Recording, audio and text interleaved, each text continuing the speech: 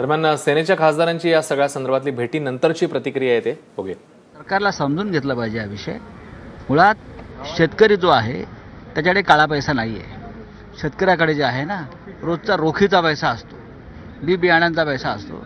त्याला तुम्ही काळा पैसा म्हणून शेतकऱ्यांचा अपमान करू नका. तुम्ही जर हे शेतकऱ्यांवरती अशा प्रकारची बंधनं लादलीत तर महाराष्ट्रामध्ये परत एकदा आत्महत्यांचं सत्र सुरू होईल, एवढंच मला सरकारला सांगायचं आहे शिवसेनेतर्फे. एक याच्यामध्ये फक्त एक गमतीशीर मुद्दा असा आहे की विषय सहकाराचा आहे आणि शिवसेना हा प्रश्न उचलते. म्हणजे अनेक सहकाराशी जोडलेले पक्ष महाराष्ट्रामध्ये आहेत, पण त्यांना याची फारशी तमा नाही आहे. शिवसेना आक्रमकपणे पुढे येते. याचं कारण आम्ही शेतकऱ्यांशी कष्टकऱ्यांशी जोडलेला हा आमचा विषय आहे, पक्ष आहे.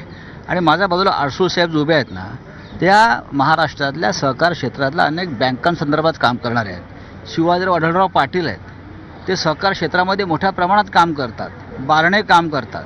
आमचे अनेक लोक सहकार क्षेत्रात काम करतात. फक्त तुम्ही दाखवत नाही.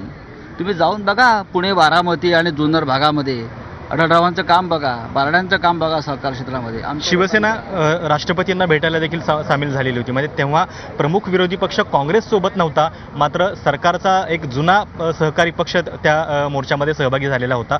उद्या परत विरोधकांचा एक मोर्चा या ठिकाणी होणार आहे. शिवसेनेची भूमिका काय असणार आहे? सामील होणार? शिवसेनेची भूमिका काही नाही आहे.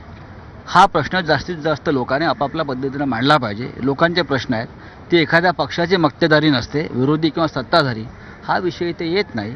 हा सगळ्यांचा विषय आहे. उद्याच्या मोर्चात असणार का शिवसेना? बघू ना.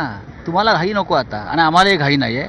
आम्हाला जे करायचं आहे ते आम्ही राष्ट्रपतींना भेटून सांगितलं आहे, आज प्रधानमंत्र्यांना भेटून सांगितलेलं आहे. परत वेळ पडली आणि परत एकदा प्रधानमंत्र्यांना भेटू. तर परत वेळ पडली तर परत भेटू अशा पद्धतीचं वक्तव्य केलेलं आहे. आणि उद्याच्या मोर्चामध्ये शिवसेना सहभागी होणार की नाही याच्याबद्दलची मात्र अजून संभ्रमता कायम आहे. कदाचित या भेटीनंतर शिवसेना सहभागी होणार का याकडे सगळ्यांचं लक्ष असेल, पण नेमकं काय होतं उद्या हे पाहणं महत्त्वाचं असेल. कॅमेरामॅन सुजितसह प्रशांत कदम, ABP माझा, नवी दिल्ली.